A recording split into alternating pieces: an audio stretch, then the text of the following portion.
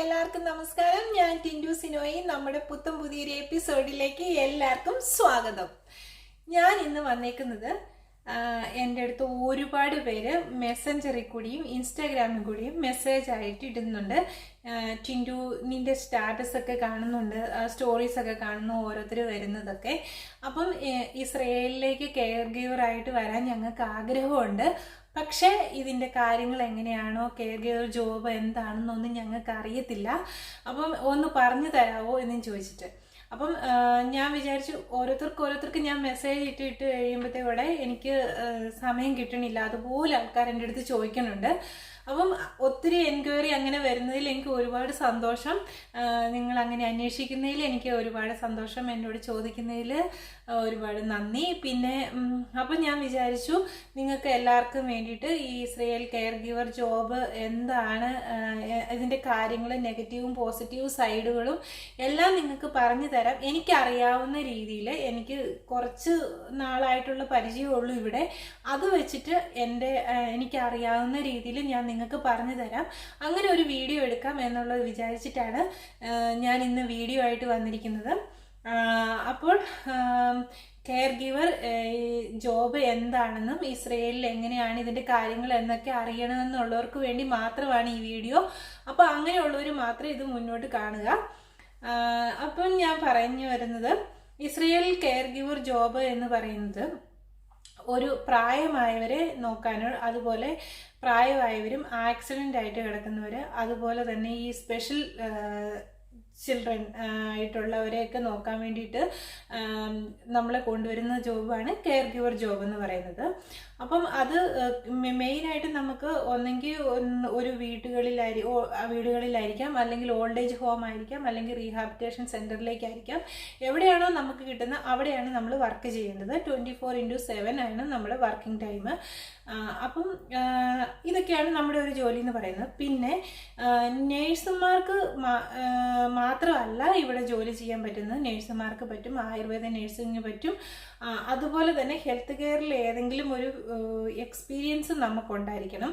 അപ്പം അങ്ങനെ എന്തെങ്കിലും രീതിയിൽ, അല്ലെങ്കിൽ സ്പെഷ്യൽ സ്കൂളിൽ നമ്മൾ കെയർ ഗിവറായിട്ട് വർക്ക് ചെയ്തെന്നുള്ളതോ, അല്ലെങ്കിൽ ഏതെങ്കിലും ഒരു ഓൾഡ് ഏജ് ഹോമിൽ നമ്മൾ വർക്ക് ചെയ്തിട്ട് അവിടെ അവരെ ശുശ്രൂഷിച്ചതിൻ്റെയൊക്കെ ആയിട്ടുള്ള ഒരു എക്സ്പീരിയൻസ് ഒക്കെ ഉണ്ടെങ്കിൽ നമുക്കിവിടെ ജോലി കിട്ടും.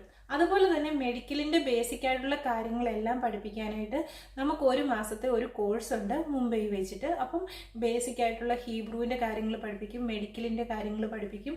അതുപോലെ ഇസ്രയേൽ ലോയിൽ, അതായത് ഇവിടെ എന്തെങ്കിലുമൊക്കെ പ്രശ്നങ്ങൾ നമുക്കുണ്ടായി കഴിഞ്ഞാൽ നമുക്ക് അന്നേരം തന്നെ ഓരോ നമ്പറുകളുണ്ട്, അവരെ വിളിക്കുക, എമർജൻസി നമ്പറുകൾ അവരെ വിളിക്കുക, അല്ലെങ്കിൽ ഏതൊക്കെ രീതിയിൽ എവിടെയൊക്കെയാണ് നമുക്ക് കേസ് കൊടുക്കേണ്ടത്, എങ്ങനെയൊക്കെയുള്ള കാര്യങ്ങൾ എന്നൊക്കെ ഉള്ളതാണ്, ഇതിനെക്കുറിച്ചൊക്കെയുള്ള ഒരു ലോ ഉണ്ട്. അപ്പോൾ അങ്ങനെയുള്ള നമുക്ക് പ്രധാനപ്പെട്ടമായ എല്ലാവിധ കാര്യങ്ങളും നമ്മളെ പഠിപ്പിച്ചിട്ടാണ് ഇങ്ങോട്ട് കൊണ്ടുവരുന്നത്.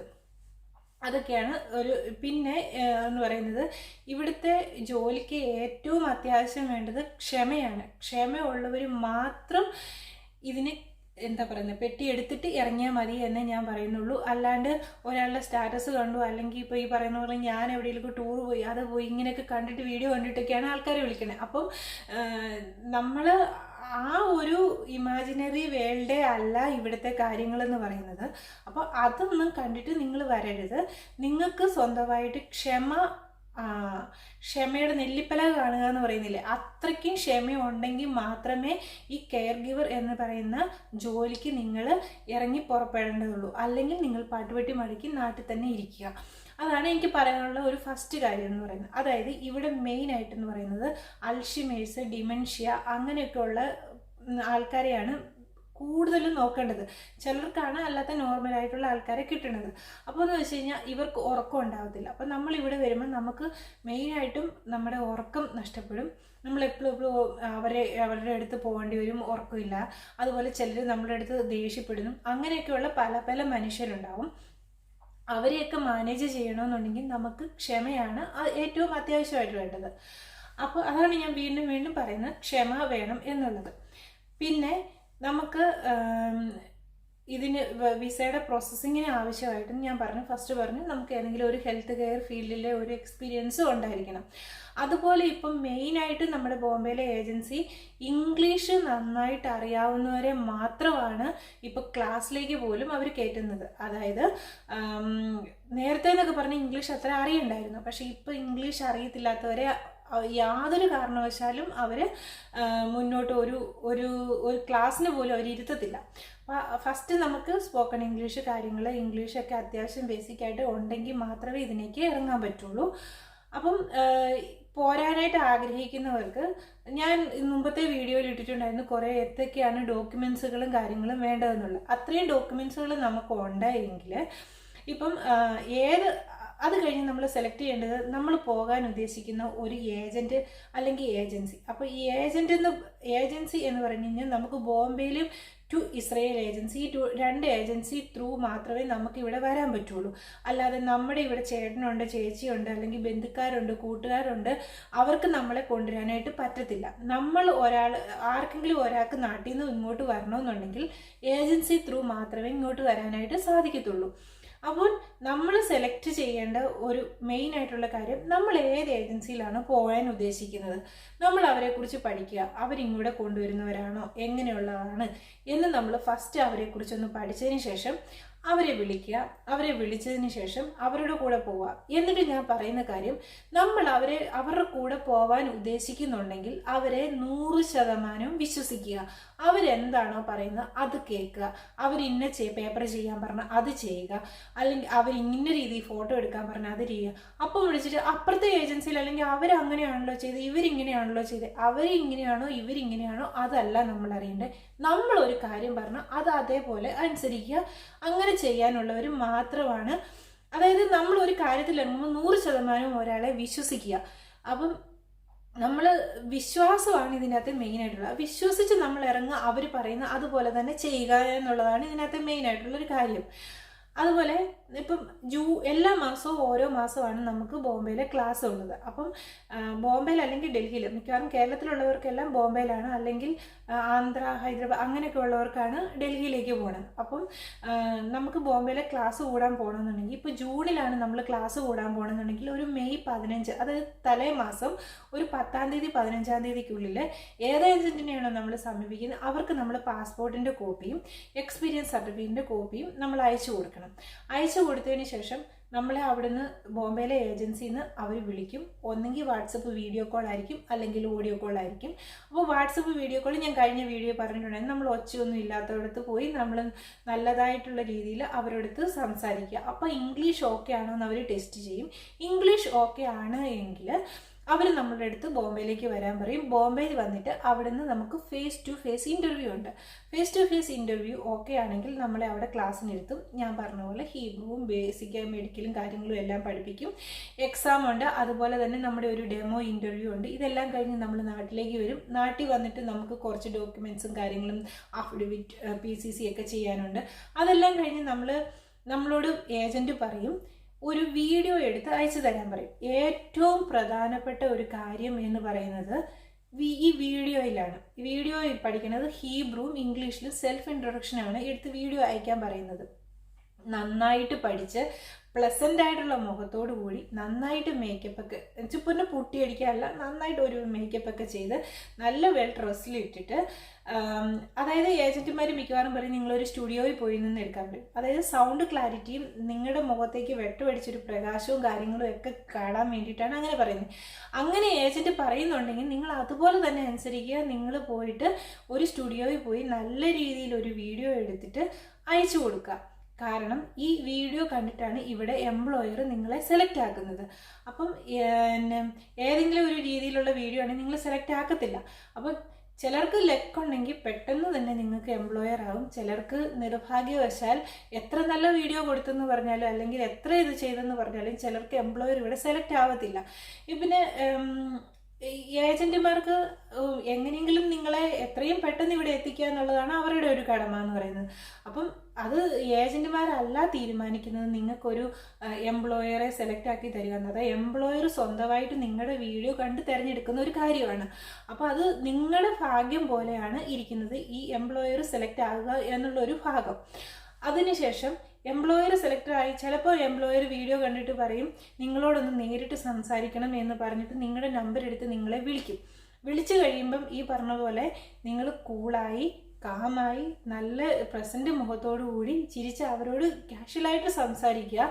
എല്ലാ കാര്യങ്ങളും ചോദിച്ച് സംസാരിക്കുക. കാരണം അവർ എങ്ങനെയുള്ള ആളാണ് എന്താണെന്നൊക്കെ അറിയാൻ വേണ്ടിയിട്ടാണ് അവർ വിളിക്കുന്നത്. അപ്പം നിങ്ങൾ മിണ്ടാതിരിക്കുവോ ആ എക്സൈറ്റ്മെൻറ്റിൽ അങ്ങനെ ഇരുന്ന് കഴിഞ്ഞാൽ നിങ്ങളെ അവർ സെലക്ട് ആക്കില്ല. കാരണം നിങ്ങളുടെ ഒരു ബയോഡേറ്റ മാത്രമല്ല അവരുടെ കയ്യിലുള്ളത്. അവർക്ക് ഇഷ്ടപ്പെട്ട ഒരു 3-4 ബയോഡേറ്റകൾ ഒരുമിച്ച് വെച്ചിട്ട് അതിൽ ഏറ്റവും ബെസ്റ്റിനെയാണ് അവർ സെലക്ട് ചെയ്യുന്നത്. അപ്പം നമ്മുടെ ഏറ്റവും ബെസ്റ്റ് ആ വീഡിയോ കോളിൽ അവർക്ക് കൊടുത്താൽ മാത്രമേ നമ്മളെ അവർ സെലക്ട് ആക്കത്തുള്ളൂ.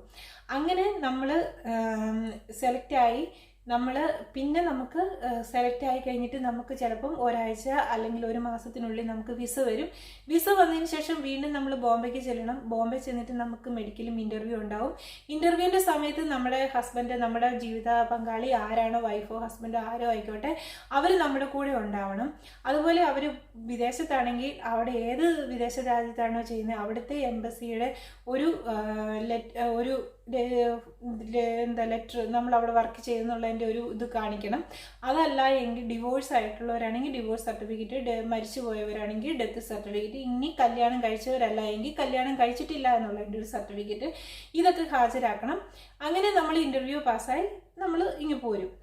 അപ്പം നമ്മുടെ നാട്ടിൽ ഉള്ള ഒരു അവസ്ഥ നാട്ടിൽ വെച്ചിട്ട് നമുക്ക് എങ്ങനെയെങ്കിലും ഇവിടെ ഒന്ന് കയറി വന്നാൽ മതി, ബാക്കിയൊക്കെ നമ്മൾ ഇവിടെ വന്നിട്ട് മാനേജ് ചെയ്യാം എന്നൊരു ധാരണയാണ്. പക്ഷെ അങ്ങനെ ആവരുത്. നമുക്ക് ഇവിടെ വന്ന് കഴിഞ്ഞിട്ട് നമുക്കൊന്നും ചെയ്യാൻ പറ്റില്ല. നാട്ടിൽ നിന്ന് ഞാൻ ആദ്യം പറഞ്ഞ പോലെ തന്നെ നിങ്ങൾക്ക് ക്ഷമയും കാര്യങ്ങളും ഉണ്ടായിരിക്കണം. കാരണം ഇവിടെ ജോലി ചെയ്യുന്നവർക്ക്, ഇവിടെ നിൽക്കുന്നവർക്ക് മാത്രമേ അറിയത്തുള്ളൂ ഇവിടുത്തെ ബുദ്ധിമുട്ടുകൾ എന്താണ്, ഇവിടുത്തെ കാര്യങ്ങൾ എന്താണെന്നുള്ളത്. അതായത് നാട്ടിൽ നിന്ന് നമ്മൾ എന്തേലും പറഞ്ഞാലും നാട്ടിലുള്ളവർക്ക് അത് മനസ്സിലാവത്തില്ല.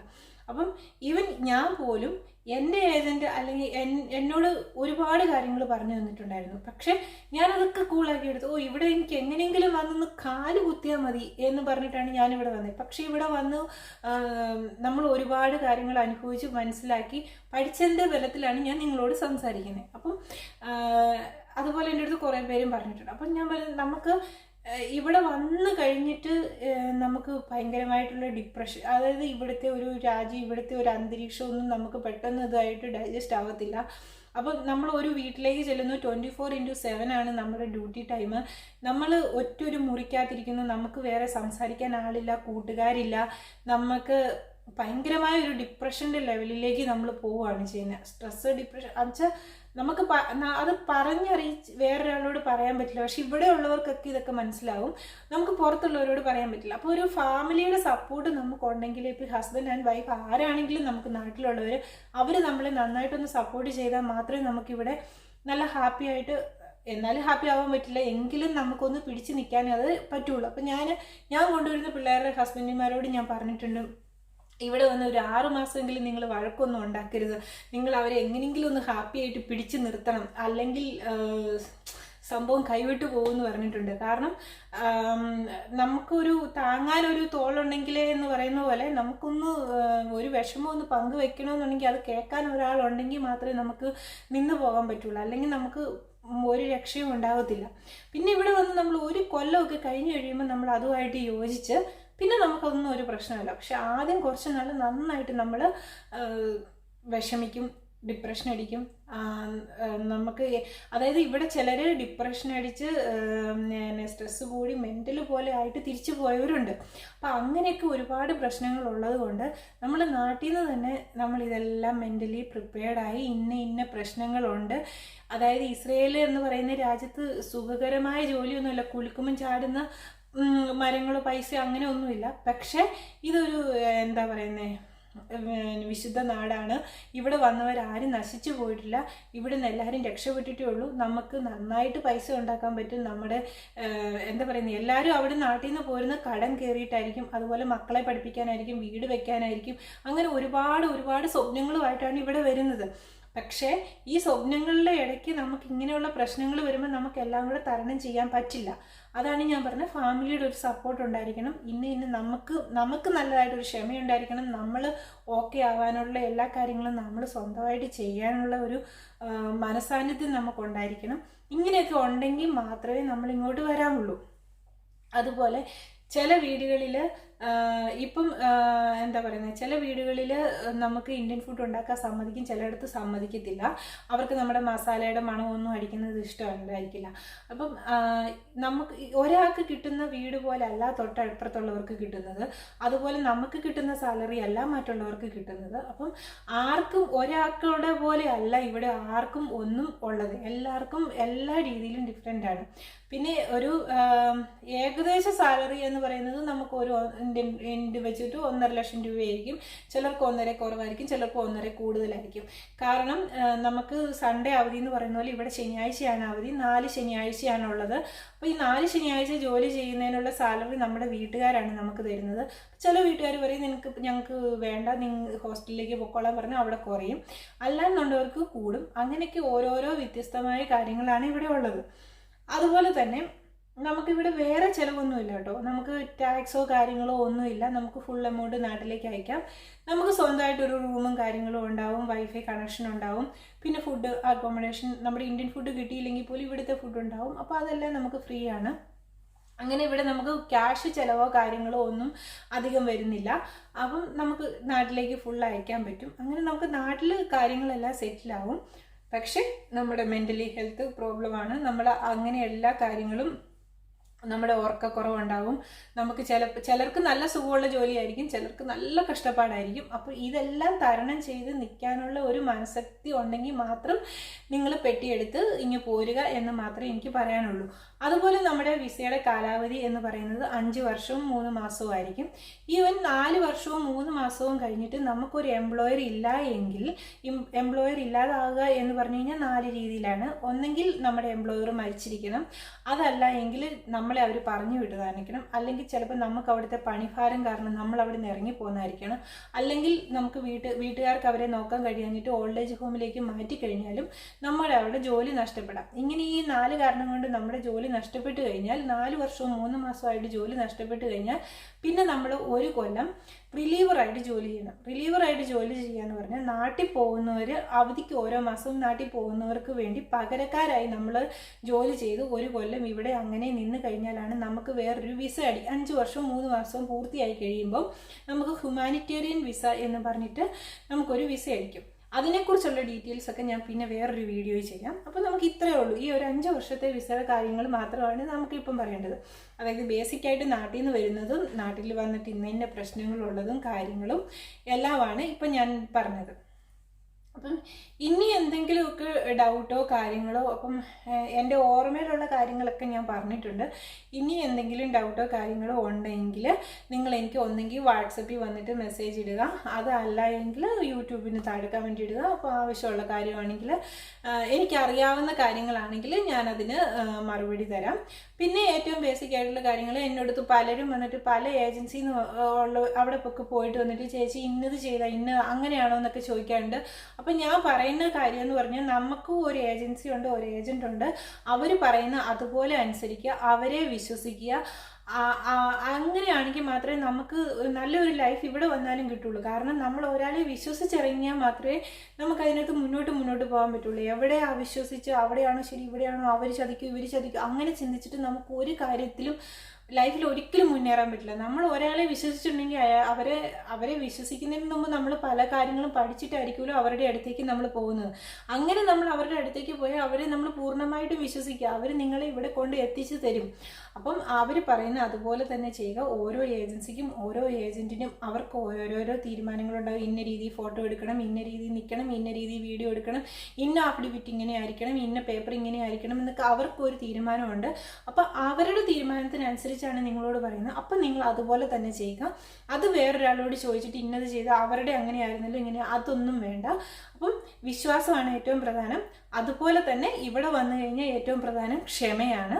അപ്പം വിശ്വാസവും ക്ഷമയും ഒക്കെ ഉള്ളവർ ഇസ്രയേലിലേക്ക് വരാം. ഞാൻ നിങ്ങളെ വെൽക്കം ചെയ്യുന്നു. നിങ്ങൾക്ക് നല്ല അടിപൊളി ലൈഫൊന്നും ഞാൻ പറയില്ല, പക്ഷെ നിങ്ങൾക്ക് നന്നായിട്ട് പൈസ ഉണ്ടാക്കാം, നിങ്ങൾക്ക് ജീവിതം നിങ്ങളുടെ സെറ്റിലാവാം, നിങ്ങൾക്ക് വീട് വെക്കാം, കടം വീട്ടാം, എല്ലാ കാര്യങ്ങളും ചെയ്യാം.